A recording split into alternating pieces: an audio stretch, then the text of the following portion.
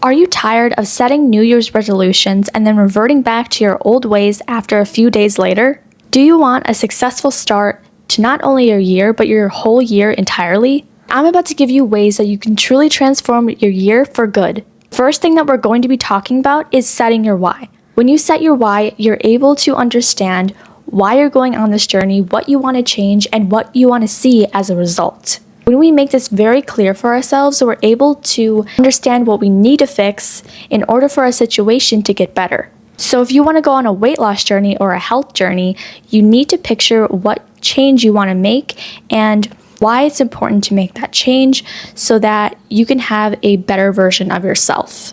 And this could look like changing up your meal plan, your diet, getting in more exercise, and tracking your mood. All these changes are going to be very effective in the long run when we are trying to understand our why. The second thing that we want to do is start setting small goals. We finally have our why, and so now we need to start setting small goals so that we can reach bigger goals in the future.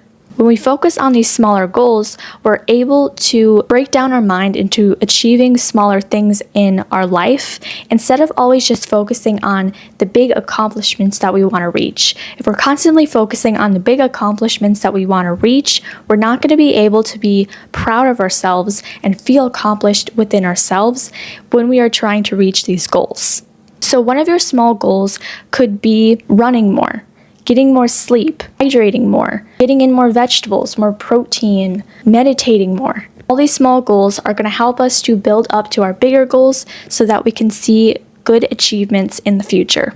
We are finally able to set our small goals. The last thing that we need to do is develop a step-by-step plan on how we're going to do that every single day. So if you're trying to run more, you would set a time and place to get these things done so that you're able to accomplish your run and then lose weight more effectively.